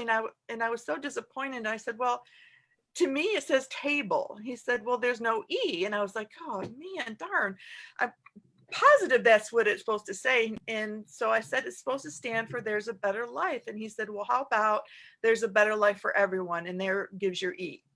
So together we came up with that acronym, Table Ministries. At the time, I didn't know exactly what that meant or who I wanted to help. I just knew I felt God calling me to use my spiritual gifts, which is to encourage, to motivate, and to inspire. And so I was trying to figure out how to serve the community using those gifts. So that was the end of 2016. And the beginning of January 2017, I ventured out into the community to even see what the needs were. I lived in the community. I hardly ever heard about any particular needs, but all of a sudden here I am with this burning desire to serve and to help people. So I was fortunate enough to wind up in my very first coalition meeting, and I came out of that meeting. First of all, that meeting is filled with several different types of organizations and nonprofits and providers serving every type of need in the community. So I could not have gone to a better meeting to start off, but I came out of that meeting with a heart for the homeless. It was in that very first meeting that I was shocked to find out that not only is homelessness an issue in our community, but it was quickly becoming an epidemic. I was hearing statistics like out of 159 counties, Gwinnett County has the third largest homeless population in Georgia. A statistic, on any given night, there's 10,000 homeless people in Gwinnett County. I mean, you could have knocked me over with a feather, because of course, every once in a while, I would see someone that, I identified as being homeless, but not thousands of people. So I was like, what in the world? And then on top of that, with all the thousands of people that are homeless, Gwinnett County doesn't have not one working emergency shelter. Now, there are a couple shelter programs, but none that are emergency. If you're homeless today, you cannot get into a shelter. Well, I just could not believe it. I was so upset about that, and spoke to my partner, who's also, her name is also Lisa. We try to make it easy for everyone, and just if you're part of Table Ministries, your name has to start with Lisa.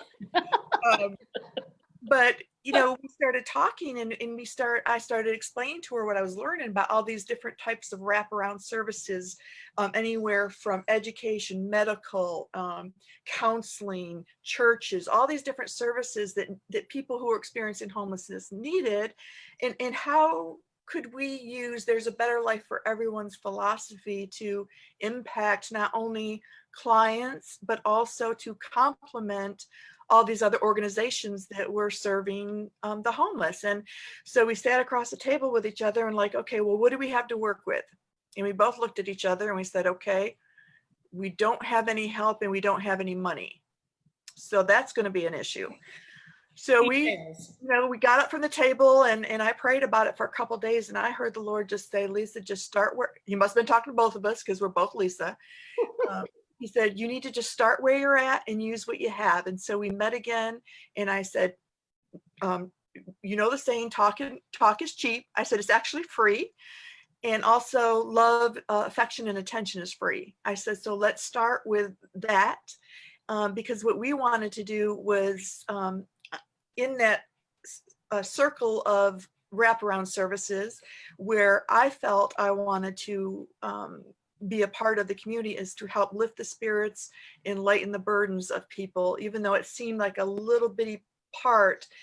I just heard God say, food feeds the body, but dignity feeds the spirit. So how can you bring honor and glory to me and dignity and respect to my people? So we started with that philosophy and just ran with it. We started talking by raising awareness and having public speaking engagements, which of course, just like me, people were just, their jaws were just opening wide to find out that all of our homeless people were mainly staying in extended stay hotels throughout our county, sleeping in their cars. They were living in, they were couch surfing, living in people's living rooms, and also living in one of the, there was 44 known encampments throughout Gwinnett County. So we were learning that these people were living, I'm sorry, I just lost my train of thought, but they were living outside. And so that's really how we got started, just started out as a vision, but 4 years later, we've grown from that vision into an organized, reputable 501c3 charitable nonprofit supporting the homeless in our community. That's very good. Christine. Thank you. Wow. So who are your clients primarily? Like, Well, people, yeah, but when we first started, through that initial coalition meeting, I met a gentleman named Tom who had just taken over executive director for the local Lawrenceville co-op. And so we had some discussions, and lo and behold, he wanted to make some changes. I didn't even know what the heck I was supposed to be doing, but as soon as he was talking about the types of clients that came through the co-op, and he mentioned the different or homeless and the different special conditions and circumstances that they found themselves in, I asked if I could set up a station in there. So I say we, at the time it was just me doing the frontline volunteering, but I set up a table, and as clients would come in that they would identify as homeless, they would invite them to come over and visit Table Ministries. And so I would welcome them, just have a general loving conversation, ask them to fill out a questionnaire, which allowed me to get some pertinent information. So not only were we able to provide them a dignity bag at the time that was filled with personal care products for each of the family members, but getting personal information allowed us to go out and get new undergarments, some special some essential living supplies that were critical to their living conditions. People staying in extended stay hotels don't need things that people living in their cars need, or people living in encampments, of course, need a lot more things. And so we try to personalize and take each story and situation at face value to see how we can help each person individually. So for the first 2 years, we basically worked with clients that were referred to us by the co-op. As our reputation got known out in the community, people were referring, other organizations actually were referring clients to us.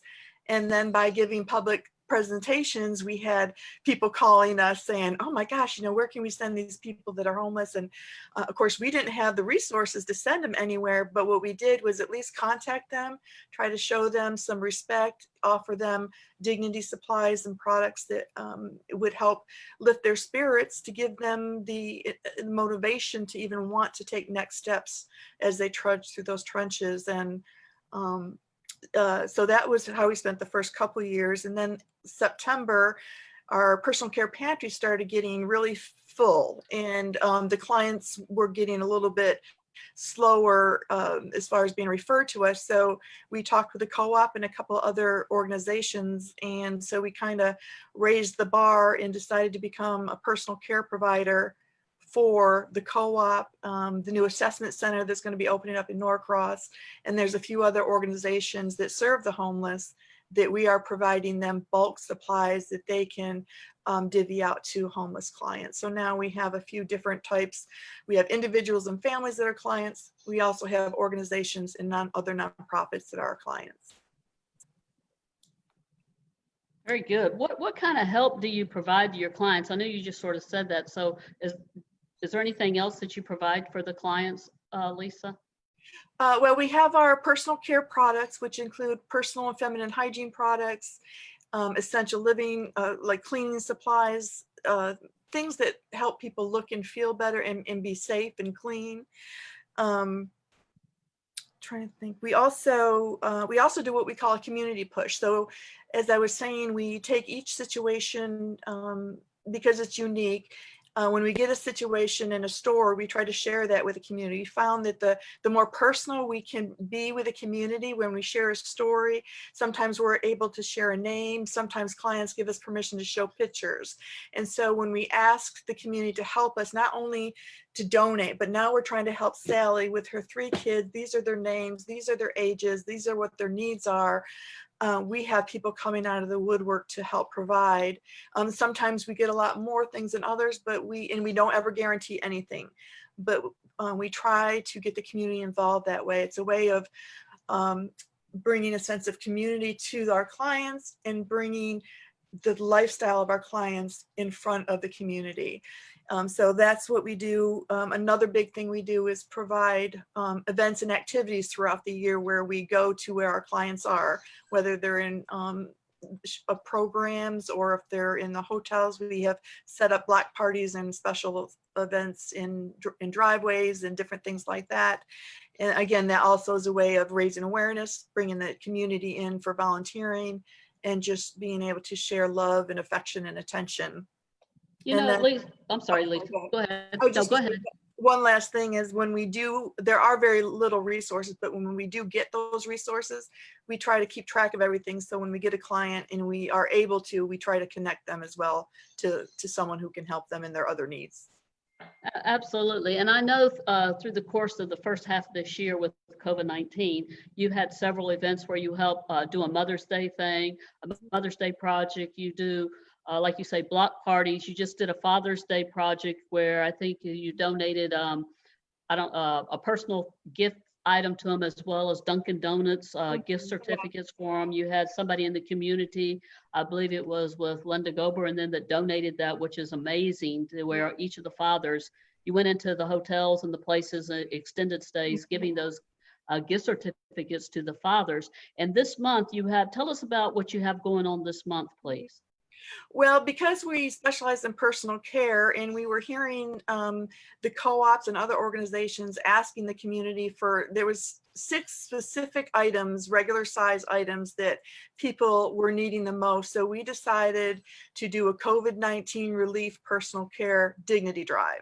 And so for the whole month, we've been asking people, we had flyers out asking for specific items, either to donate the items or to make a monetary donation towards the expense of those items. And we're trying to have like a little competition, and this coming Saturday, the 27th, is our actual drop-off day event where we have 10 locations throughout Gwinnett County, and in each location we have a personal contact from that location, and we're having people just drive up and drive through, and we have volunteers that are going to take all the donations out. So after that, we're going to try to partner with organizations that are working with some of these homeless families and be able to give those away. So those 6 items, and I love the story of this, Lisa. Those 6 items, what are the 6 full-size items that you were needing? Shampoo, deodorant, toothpaste, laundry soap, and dish soap. Those are like the most requested items that families need. Okay. And also body soap, I think was. Oh, yes, yes. That was the 6 items. And so here's the deal that, for our listeners here, you could go to the Dollar Tree and those 6 items are $6 Yeah. for a complete dignity thing. And then you set a goal of how many dignity packages?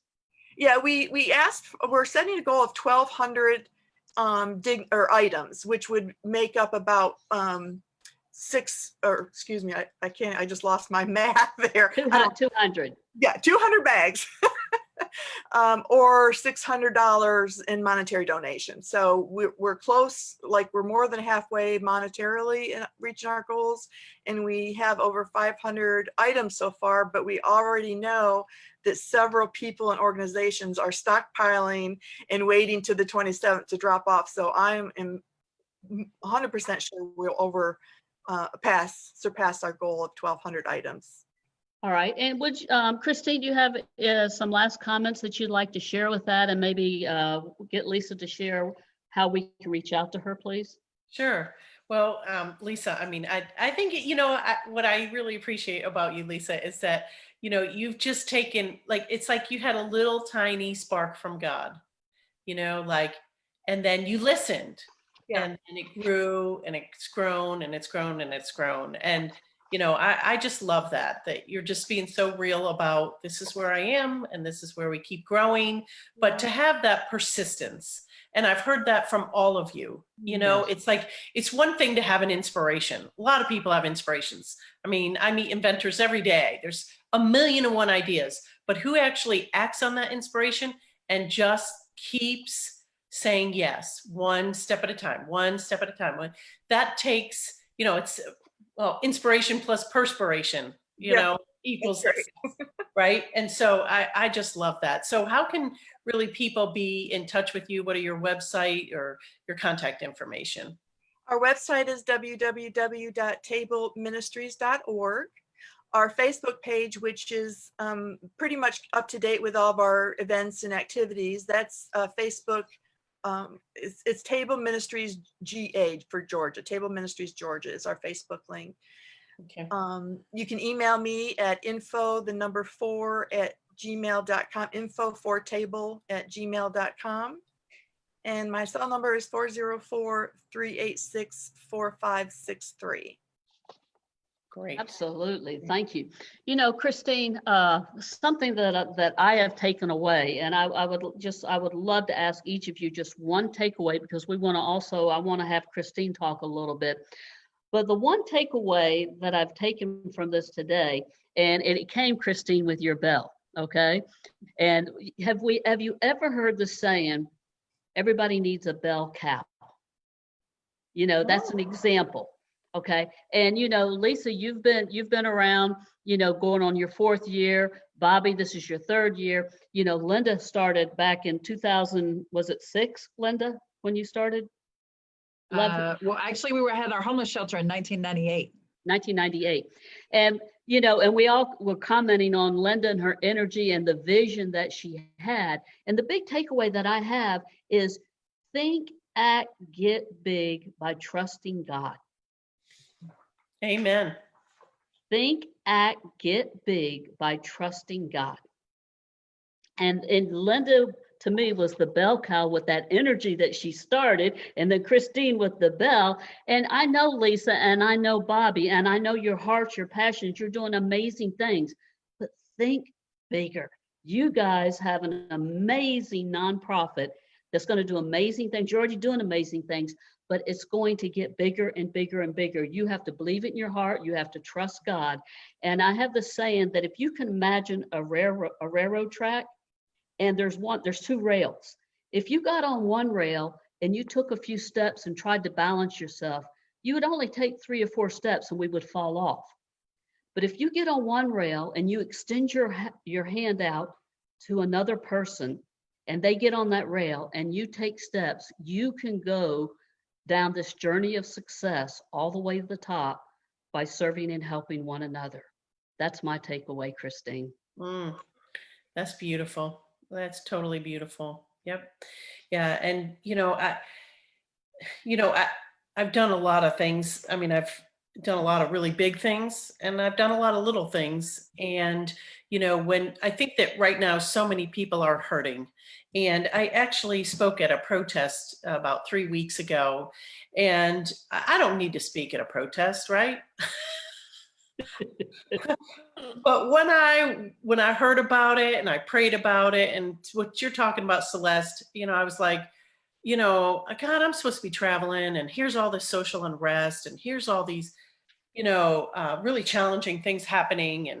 And I was praying about it, and it was real simple. And I heard God, not with words, but really in my heart saying, I called you. I called you. So go. And I'm not going to kid, I'm not lying. I mean, I thought on the way there, should I be getting my mace? What was I thinking? Right.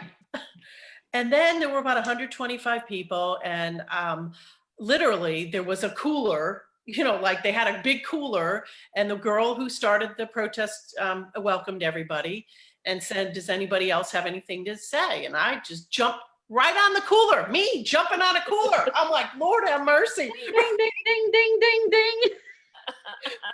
And I talked about love, and I talked about how we each have a choice as to how we're going to respond to every action that happens to us. And we can respond with love. We can respond with hate. We can respond with fear. They're our choices. But the bottom line is we each have a responsibility to make this world a better place. Yes. And so I spoke for, I went on and on for at least 15 minutes. And then I brought 400 love notes. And just like Oprah at the end, I was like, and today's your lucky day. Everybody gets love notes. And they were, and then I walked from person to person saying, how many people are in your family? And here are love notes. Appreciate the differences. Write down what you love about each other. Read these out loud. Build the synergy of love. I said, you have to love in a whole new way. We have such despair, such hopelessness, such anger, and we have to choose love. And, when I spoke to them, I saw in their eyes, people are desperate. We can leave the United States. There's plenty of people desperate all over the world, but all we need to do is look 2 houses down, And so it just sparked in me, I'm supposed to be retired, traveling around the world. And now I've created a vision bigger than anything I've ever done before. And so with the love movement is what it is, we're going to be doing 3 things. First, we're creating a love academy. I've called and talked to a number of people, and I was like, who is teaching people how to love each other? Well, you have churches. Some of them are doing it well, some of them not so well. But really, the principles of universal love and kindness. And so I'm starting this Love Academy. We're going to have it's all going to be digital. I've already about 2/3 of the way through the first course, which is creating a life that you love in balance. We need people to be energetic. We need to be people to be passionate. We need people that can lead. And so I've been blessed to be able to see remarkable things happen. And so I'm like, okay, that's the first thing. Then creating a family you love. I think right now we have a crisis in the family. Yes. Mother Teresa talked about, if you want to change the world, go home and love your family. And, Linda, when I think about what you're doing, you're loving these families, you're creating home, and, Lisa, creating homes, Bobby, creating community. That's all family in different ways now. So doing that. And then the third one is going to be all about leadership, and it's lead with victory and love. And so we need to have leaders, which you all are, that are coming from the heart, but also have leadership abilities that can make big impacts.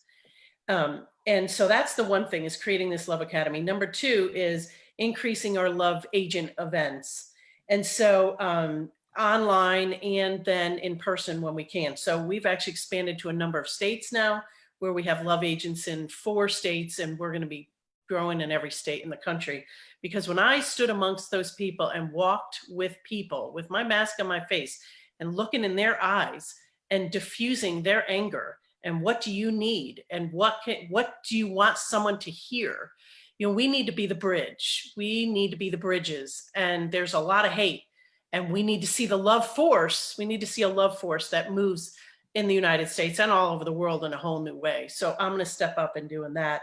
The third thing is actually celebrating people that are love agents in the world, of which you all are.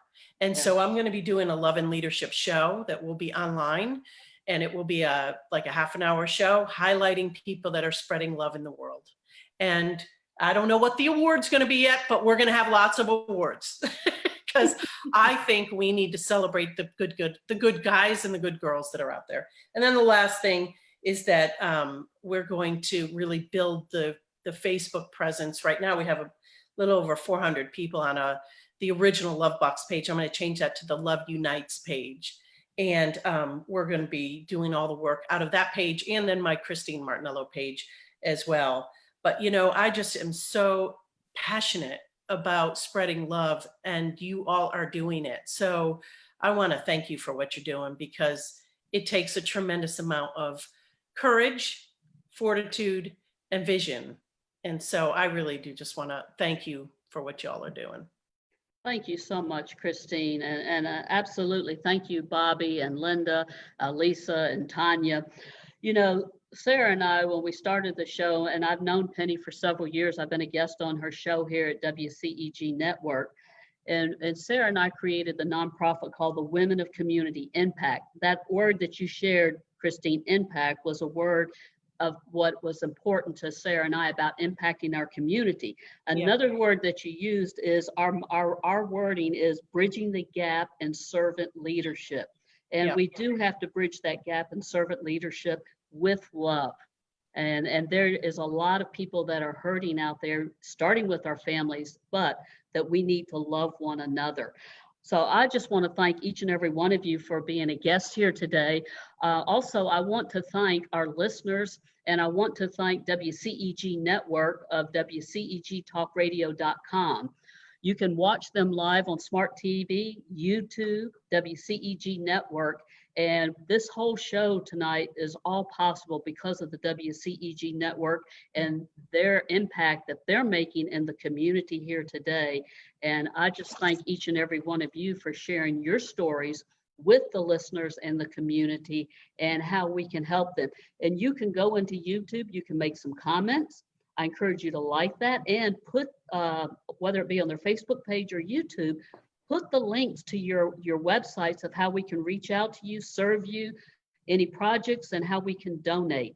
So with that being said, I just thank each and every one of you for your time, your heart, your servant leadership. Christine, thank you for being a fabulous co-host tonight. You are just Ring the bell, amazing. Christine. Yeah, ring the bell for Christine. And any other last words that you have, Christine? Any last words?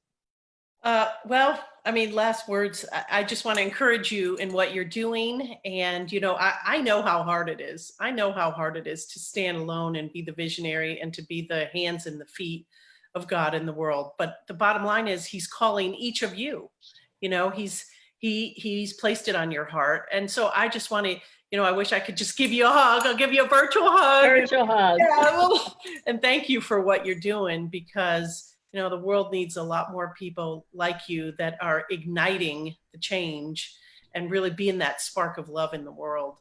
And so, you know, that's just, my heart is really full hearing your stories now. And so I want to just really encourage you to keep on keeping on, and God will give you all the grace and all the mercy and all the power that you need to make that impact in a bigger, better, or just deeper way. Because the world needs that love that you only you can bring, the love that you're giving to other people. Absolutely. You know, and I'd like to ask Linda to give us a few closing comments. Linda, I just want to tell you, there's the only way that we can love them.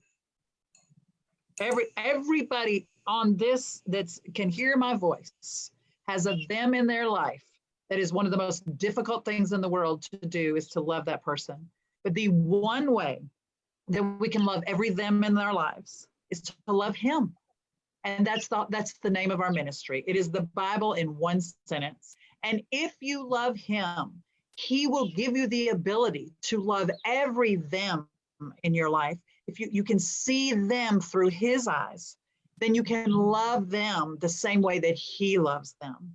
And if we would do that, this whole world would be a different place. So if you can't remember anything else from tonight, remember this: love him, love them.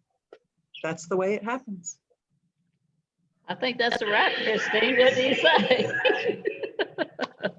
Well, thank you, ladies. It's been a great show. It's been an honor and privilege, especially to meet Linda for the first time, and for Linda to meet everyone here. And Christine, you're always a blessing in our community, as well as each and every one of these ladies. And thank you for giving up your time tonight to serve in our community here tonight. We love you and appreciate you. It's my Thank joy. you. Blowing you kisses. Mwah. Bobby, Lisa, Tanya, thank you. And you guys have a wonderful and blessed evening, and we will talk with you later. And thank you, Penny Rogers. Okay. You're welcome. Thank you, Bye-bye. ladies. Bye-bye. Great show. Oh, yeah, Thank thank you. you. Yeah, let's do it for Penny. Penny, yes, thank you, Penny. I cried the entire show, okay? Awesome, awesome. Thank you, ladies. Good night. Thank you, Penny. We Ring her appreciate you. bell.